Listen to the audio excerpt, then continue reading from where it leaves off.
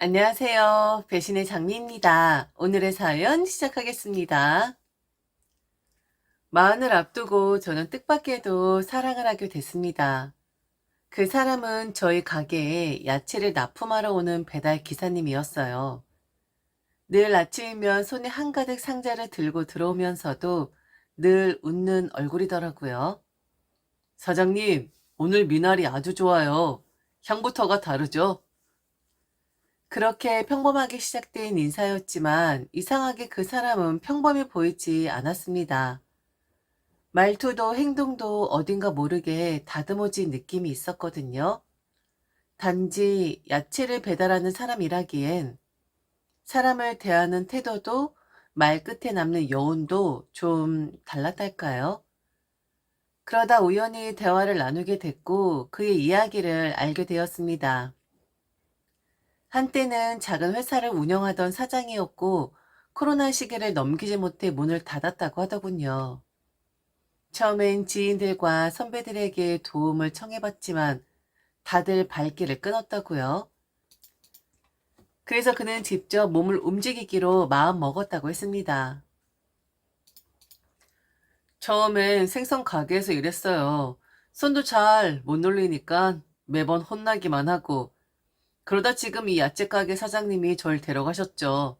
뭐 스카웃이랄까요?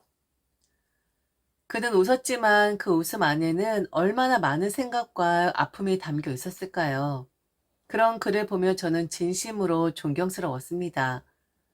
포기하지 않고 어떤 일이든 부끄러워하지 않고 묵묵히 앞으로 나아가던 모습. 그리고 그런 그와 자연스럽게 안부를 나누게 되고 소소한 일상 이야기를 하다 보니 어느새 서로가 서로에게 조금씩 마음을 내어주고 있더라고요. 마흔의 사랑은 다를 줄 알았는데 오히려 서툴지만 진심이었고 어설프지만 따뜻했습니다. 지금 돌이켜봐도 그 시절 우리가 만들어가던 감정은 봄날 햇살 같았어요. 은은하고 잔잔했지만 분명히 사람을 웃게 만드는 힘이 있었거든요. 결혼이란 건 한창 젊을 때만 하는 줄 알았어요. 우리 둘 다 마흔 줄에 가까운 사람들이었고 열렬히 사랑하긴 했지만 결혼까지 생각하진 않았죠. 늦었으니 그냥 동거하자. 그런 얘기도 나눴고요. 그런데 묘하죠. 정말 좋아하는 사람이 생기면 이 사람과 정식으로 가족이 되고 싶다는 생각이 절로 들더라고요. 그렇게 우린 결혼했습니다. 저는 경제적으로 어느 정도 안정된 상태였고 집이며 예식이며 큰 고민 없이 술술 풀려갔어요. 남편은 결혼과 동시에 제가 운영하던 식당에서 함께 일하기 시작했죠. 시장에서 제법 소문난 곳이었거든요. 메뉴는 동태탕. 진한 국물의 시원한 맛이 일품이라 손님 발길이 끊이지 않았고 어느 유명 가수분이 단골이어서 그를 보기 위해 외국인 관광객이 찾아올 정도였어요. 사실 식당이 이렇게 잘 되기까지도 쉽진 않았지만 그 이야기는 또 나중에 하고요. 결혼하고 함께 식당 일을 하면서 저는 생각했어요. 아, 이젠 진짜 정착했구나. 같이 늙어갈 사람도 생겼고, 가게도 잘 돌아가고 나쁘지 않다. 그런데 복병이 따로 있었죠. 시어머니도 아니고 시누이도 아니고 바로 동서지간의 알력 다툼. 남편은 차남입니다. 그러니까 위로 형님 한 분이 계셨고 아래로 시동생이 있었는데 그러니까 제게는 형님과 동서가 있었던 거죠. 처음 그녀들을 봤을 땐 조용하고 단아해 보였습니다. 하지만 결혼하고 몇 달 지나지 않아 형님이 식당에 슬금슬금 나타나더니 조언 아닌 간섭이 시작됐죠. 어머, 여긴 자리 배치를 좀 바꿔야겠네. 주방 위생은 좀 더 신경 써야 해. 이렇게 손님 많은 가게는 감시 들어올 수 있거든. 도와주러 온 줄 알았는데 손 하나 까딱하지 않고 말만 많더라고요. 그리고 저 없을 땐 직원들한테 사장처럼 굴기도 했대요. 게다가 자기 남편, 그러니까 아주버니를 저희 식당에 데리고 와선 식당 운영에 대해 이런저런 훈수까지. 왜 저러는 걸까 싶었는데 알고 보니 형님 부부는 한때 장사하다 말아먹은 경험이 있었던 거예요. 식당은 어려운 거라면서 저희 가게가 무너지지 않게 미리미리 터치해 주는 거라는 듯한 말투. 처음엔 그냥 가족이니까 조언하려나 보다 싶었는데 그게 아니었습니다. 저도 장사라면 이력이 난 사람이고, 그리고 경험도 많은 사람인데 자기들이 저보다 윗사람이라는 이유로 훈수를 두는데 참 어이가 없더라고요. 그런데 형님이 어느 날 툭 던지듯 한 말에 등골이 쌓이시더라고요. 제게 사업 제안을 했던 거였습니다. 분정을 낼 생각이 없냐고. 그런데 저는 일을 그렇게 키울 생각이 전혀 없는 사람이었거든요. 당연히 거절했는데 그 이후로도 몇 번이나 저는 먹히지 않으니 남편을 설득을 했나 보더라고요. 남편도 처음엔 자신의 형 말이니까 제대로 거절을 못했었는데 점점 선을 넘으니까 결국엔 제대로 거절을 하긴 하더라고요. 형, 이건 내 가게가 아니라 와이프 가게야. 그리고 와이프가 싫다고 하잖아. 왜 자꾸 나를 난감하게 만들어? 어머, 서방님, 지금 뭘 하시는 거예요? 다 같이 잘 살려고 이러는 거잖아요. 지금 이 사람, 다른 사람 식당에서 일하고 있어요. 서방님이 이 사람을 형으로 생각을 한다면 이렇게 말하면 안 되는 거죠. 정말 너무 서운하네요. 형님과 아주버니가 서운하다, 너무한다 라고 남편에게 트집을 잡았지만 그래도 입장 정리 제대로 하기는 하더라고요. 더 이상 말하지 말라고. 저게 화근이었을까요? 아니면 드자비를 좀 하고 싶었던 거였을까요? 저는 결혼하고 첫 명절에 너무 어이없는 일을 당하고 맙니다. 결혼 후 첫 명절이 다가오고 있었어요. 저는 나름대로 떨리고 설레는 마음도 있었죠. 비록 시댁 식구들과의 관계가 그리 친밀하진 않았지만 그래도 명절은 가족이란 이름으로 모이는 시간이니까요. 그런데 명절을 얼마 앞두지 않은 어느 날 형님이 며느리들만 모인 단체 카톡방에 메시지를 쫙 올렸습니다. 그걸 보는데 와 진짜 어안이 벙벙하더라고요. 이번 명절 지침입니다. 라는 한 줄로 시작된 형님의 긴 메시지. 스크롤을 몇 번 내려야 끝나는 그 지침에는 이런 것들이 적혀 있었습니다. 돈은 어르신 기준 각 30만 원씩 통일합니다. 시댁 갈 때 입을 옷은 되도록 어두운 톤의 단정한 원피스로 합니다. 귀걸이, 반지, 액세서리 최대한 자제. 시어머니 말씀 중간에 끼어들지 않기. 너무 많이 웃지 말기. 자주 핸드폰 보지 말기. 튀는 색상의 립스틱은 피할 것. 상 차릴 때 눈치껏 행동할 것. 가장 중요한 건 시부모님께 예쁨 받으려면 말수를 줄이는 것. 교주냐고요? 예, 진짜 교주처럼 구는 형님이었어요. 심지어 맨 마지막엔 이 문장이 적혀 있었죠. 예쁘게 보이고 싶으면 예쁘게 행동하셔야 해요. 시댁은 마음으로 가는 게 아니라 준비해서 가는 거랍니다. 이게 뭐죠? 무슨 명절 모임이 아니라 10월드 입성 훈련소라도 된 줄 알겠더라고요. 전 처음엔 이게 농담인 줄 알았어요. 근데 더 놀라운 건 옆에서 동서가 넵, 넵 이러면서 완전 충성 모드로 반응하는 거였어요. 형님 리스트 감사해요. 이거 저장해 둘게요. 어머 이 립스틱 색깔? 그럼 제가 요건 빼고 갈게요. 진짜로 군기 바짝 든 신입사원처럼 굴더라고요. 참 별꼴이다 싶었죠. 시댁은 거제도였습니다. 서울에서 거제도까지 쉽게 갈 수 있는 거리가 아니잖아요. 자동차로만 몇 시간을 쭉 달려야 하는 먼 거리. 그때가 첫 명절이었고 저는 차 안에서 계속 마음의 준비를 하고 있었죠. 도착하자마자 남편은 이렇게 말했어요. 미정아, 나 부모님 모시고 친척집들 좀 돌아야 해. 여기다 가까워서 아마 저녁쯤 돌아올 것 같아. 순간 머리가 하얘지더라고요. 아직 낯선 시댁 식구들 틈에 혼자 남겨지는 상황인데 남편은 아무렇지 않게 자리를 비우겠다고 하니까요. 그래서 제가 물었죠. 그럼 난 여기서 뭘 하면 되는데? 남편은 미소 한번 지으며 말했습니다. 아, 며느리들은 음식하는 거지. 형수님이랑 재수씨랑 같이 있을 거야. 잘 지낼 수 있지? 그때 저는 웃으며 이렇게 대답했죠. 잘 지내고 못 지내고가 어딨어. 그냥 내 할 도리만 하면 되는 거지. 남편은 신경을 좀 쓰는 것 같았습니다. 지난번 가게일도 있고 하니까. 그래서 솔직히 저도 좀 그렇긴 했어요. 그저 돕는 수준일까? 아니면 누군가의 눈치를 보며 일해야 하는 걸까? 시댁으로 들어가자 형님과 동서는 벌써 앞치마를 두르고 있더군요. 일찍도 도착을 했더라고요. 다른 식구들은 다들 나갈 준비를 하고 있었고요. 형님은 고개를 들어 저를 쓱 훑어보며 말했습니다. 도착했어? 이제부터 진짜 시작이야. 동서, 준비됐지? 아유, 형수님, 좀 살살 해 주십시오. 이 사람 막 도착했잖아요. 아니, 서방님, 제가 뭐 잡아먹습니까? 너무 그러지 마세요. 나 지금 질투나려고 하네? 다들 나가고 드디어 우리 셋만 남게 되었습니다. 주방엔 해야 할 음식들 재료가 엄청나게 쌓여 있었고, 그리고 연세 드신 분들이 사시는 곳이라 그런지 좀 집 정리가 제대로 안 되긴 했더라고요. 지난번 인사를 드렸을 때도 이랬었나 싶을 정도로 뭔가 어수선하더라고요. 앞치마를 동여맨 형님과 동서를 보면서 저도 이제 시작을 해봐야겠다라는 생각으로 앞치마를 꽉 동여맸습니다.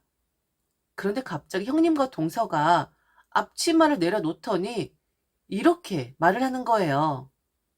다 가신 거지? 동서, 확인해봐. 네, 형님, 가셨어요. 아마 저녁 때쯤이나 올 거예요. 그렇지? 항상 그랬던 것처럼? 그럼요, 형님. 아, 동서. 야, 동서. 아, 저요? 그래, 너. 지금 너 얘기하는 거잖아. 있잖아. 우리도 정말 오랜만에 거제도 온 거거든? 그동안 거제도 올 때마다 집에서 일하느라 관광 한번 못 해봤었거든? 근데 이번엔 관광 한번 해보려고. 네? 그게 무슨 말씀이세요? 무슨 말이긴. 우린 나갔다 올 테니까 음식 해놓으라는 말이잖아? 장사 오래 한 사람이잖아. 이 정도 음식은 껌 아니야? 그렇게 자랑질을 했었잖아. 네? 형님, 지금 나가신다고요? 동서도 같이? 네. 형님 따라가야죠. 우리 형님 보필해야 하니까. 동서, 음식 말고 그리고 청소도 좀 해놔. 사람들 며칠 동안 묵을 건데, 노인네 며느리들 오니까 시키려고 아무것도 안 한 것 좀 봐. 항상 이런다니까. 이거 청소 안 해놓으면 나중에 우리한테 지랄 떨거든. 그러니까 먼지 한 톨 없이 청소해놓고, 그리고 음식도 다 해놔. 2시간 줄게. 장사하는 사람이 이 정도 뭐 발로 할 수 있는 거잖아. 안 그래? 동서, 옷 입어. 우린 관광 가자. 음식하는 전문인한테 맡겨놓고. 네, 형님. 형님과 동서 2사람은 가방을 들고 환하게 웃으며 집을 나섰고 저는 그 자리에 멀뚱히 남겨졌죠. 관광을 다녀오겠다며 그 사이 음식이며 청소며 알아서 좀 해놓으라는 명령을 내리고 간 그들. 어이없고 기가 막혀서 웃음도 안 나더라고요. 처음엔 벽에 머리를 박고 싶을 정도로 억울하고 분했지만 곧 마음을 다잡았습니다. 이대로 줄 순 없지. 내가 왜 숨죽여야 해? 어차피 해야 할 거라면 그 며느리 한번 제대로 보여주자. 저는 가디건을 벗어 던지고 머리를 질끈 묶었습니다. 손목엔 고무장갑을 딱 끼웠고요. 그리고 말 그대로 전투를 시작했어요. 먼저 거실. 소파를 밀어넣은 데만 5분은 걸렸습니다. 허리를 굽혀 그 밑을 보니 말이 안 나오는 먼지들이 마치 묵은 분노처럼 수북히 쌓여 있었죠.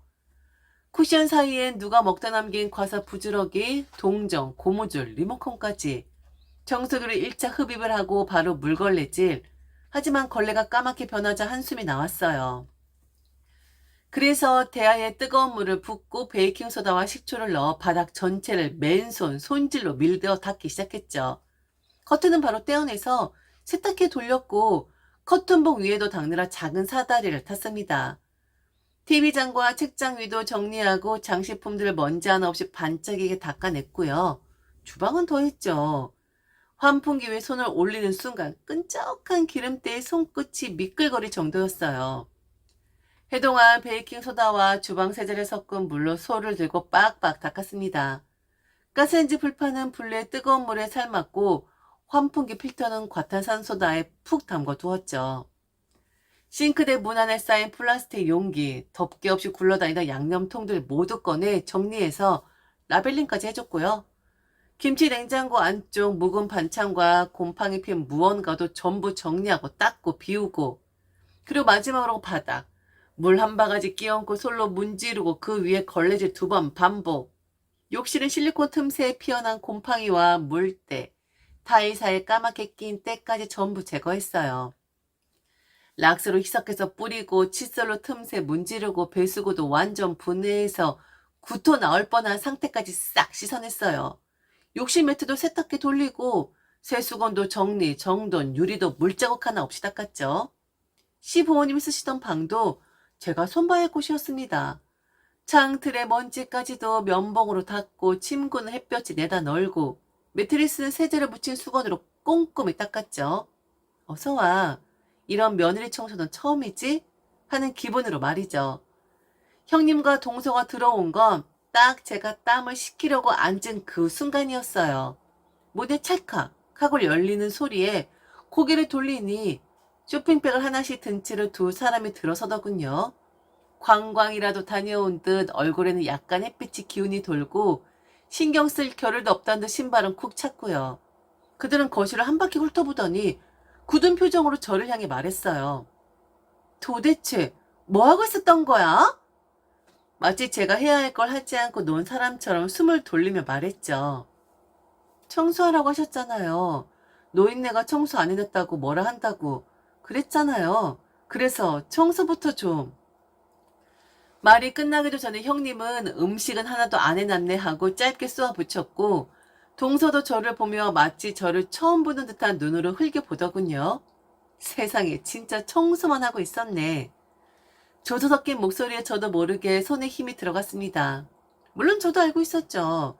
명절 음식이 얼마나 중요한지. 하지만 하루 종일 걸레와 솔, 주방용 세제와 싸우며 벽을 닦고 장을 비우고 베란다, 유리창까지 닦았던 저였어요. 누가 봐도 땀이 밴 티셔츠와 손에 베인 고무장갑 자국이 그 모든 시간을 증명해주고 있었죠. 이 청소부터 마무리하고 바로 할게요. 금방 끝내고 준비 들어가요. 라고 말하며 걸레를 다시 쥐었는데 그들의 눈빛은 싸늘했죠. 형님은 살짝 혀를 차고 동서는 제 등을 바라보며 진짜 미쳤나 봐 라고 혼잣말을 내뱉듯 말했어요. 그리고 그때였습니다. 삐끗. 문이 다시 열리고 누군가들이 들어오는 소리가 들렸죠.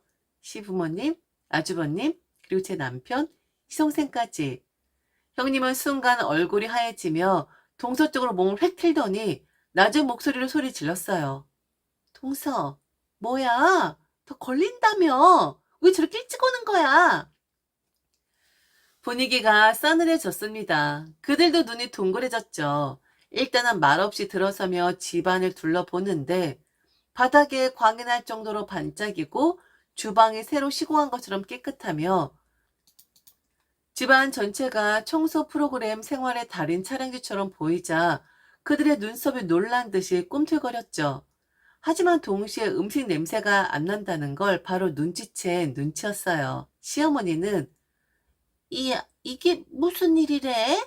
하며 둘러보시고 시아버님은 거참 집이 우와 광이 나네 하셨지만 하나도 준비되어 있지 않은 음식들을 보고는 꽤나 놀라는 눈치였습니다.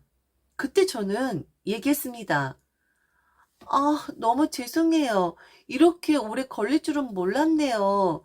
청소 얼른 하고 음식 들어가려고 했는데 형님 말처럼 어머니가 일부러 트집 잡으려고 먼지를 쌓아 놓으셨나 봐요. 며느리 고생시키려고 집안 청소를 안 했을 거라고 하더니만 건드리니까 다 먼지고 할 게 너무 많더라고요. 어머, 동서, 지금 무슨 소리를 하는 거야? 내가 언제 그랬다고? 네? 죄송해요, 형님. 전 아까 형님이 노인네 어쩌고, 그리고 며느리한테 지랄 어쩌고 한다고 해서 청소에 좀 집중을 한 거였거든요. 제가 며느린 처음이라, 그리고 시댁에 온 건 처음이라, 어머님, 아버님, 조금만 기다려 주세요. 여기 가구들만 정리하고 얼른 음식 들어갈게요. 형님, 제가 동서로서 형님 관광 다 끝나기 전까지 음식 준비해 놓았어야 했는데, 제가 아직 너무 부족해요. 얼른 끝낼 테니까 다들 좀 물러나 있어 주실래요? 어서요. 저는 더는 주저앉지 않고 거실에 있던 장롱을 혼자서 밀기 시작했어요. 갑작스러운 행동에 모두가 순간 얼어붙은 듯 저를 바라봤죠. 아이고, 며느라기야. 그럼 왜 또 옮기냐? 시어머니의 놀란 목소리에 제가 숨을 고르며 말씀드렸어요. 장롱 뒤에 곰팡이 핀 자국이 있더라고요. 다 치우고 닦아야 좀 개운할 것 같아서요. 형님과 동서는 입을 다물지 못하고 있었죠. 그리고 그 순간 시어머니가 형님 쪽으로 눈을 돌리셨어요. 너희들은 도대체 뭐 하다가 온 거냐? 관광이라도 하고 왔냐? 딱 걸렸구나 싶었는지 형님은 어정쩡하게 눈을 피했고 동서는 멍한 얼굴로 입술을 깨물고만 있었어요. 그 찰나 제가 바로 앞으로 나섰습니다. 어머니, 아닙니다. 다 제 탓이에요. 처음이라 제가 뭘 어찌해야 할지 몰랐고 손이 느려서 음식은 아직 못했는데 이제 마무리하고 바로 시작하려던 참이었어요. 형님이랑 동서가 그동안 관광 한 번 못 해봤다고 그렇게 서운해 하더라고요. 어머니, 저를 탓해주세요. 이렇게 일을 크게 벌린 건 저거든요. 니들이 정말 아이고 왜? 텃세 부린 거니? 어? 그런 거야? 어쩜 이러니, 나이를 어디로 먹는 거야? 순간 거실한 공기가 멈춘 듯 고요해졌고 형님은 멍하니 저를 바라보다가 천천히 눈을 돌리더군요. 동서는 머쓱한 듯 발끝만 보고 있었고요. 결국 그날 음식은 새벽녘에서 하게 되었어요. 시어머니한테 형님과 동서 엄청 혼이 났거든요. 그 저녁은 시간이 너무 없어서 컵라면 먹었습니다. 제가 이것저것 너무 빼놓고 해서 다들 달려들어 가구 정리하고 짐 정리하고 그랬어야 했거든요. 둘째야, 찬만이도 빼놨다. 아유, 기운 없어서 밥 먹을 힘도 없네. 그냥 대충 때우자고. 다 하고 나니까 다들 기진맥진해서 결국 컵라면을 먹을 수밖에 없었죠. 그날 형님과 동서는 알아차렸습니다. 저런 사람이 만만치 않은 사람이라는 걸. 그리고 이후 명절부터는 시어머니가 일을 분배를 해주십니다. 집에서들 해오라고. 저는 누구, 고기는 누구, 반찬은 누구. 이런 식으로 분배를 해주셔서 동서지간에 모여 음식할 시간은 더 이상 주어지지 않았죠. 하물며 설거지 순서까지 정해주셨는걸요. 그날 일을 남편은 아직도 얘기합니다. 어떻게 그럴 생각을 했냐고. 그래서 저는 이렇게 말을 했죠. 내가 결혼 생활을 늦게 시작했지만 짬밥은 있지 않냐고. 나이가 몇인데 걸 당하고 있겠냐고. 이후 형님과 동서와는 대면하게 지냅니다. 더 이상 간섭 같은 거 안 하고요. 그냥 명절 때나 행사 때만 봅니다. 처음부터 간섭 안 하고 했으면, 텃세 안 부렸으면 좋은 사이로 지내는 거였는데 뭐 어쩔 수 없죠. 저들이 뿌린 대로 거두는 거 아니겠습니까? 지금까지 들어줘서 진심으로 감사합니다. 이상 배신의 장미였습니다.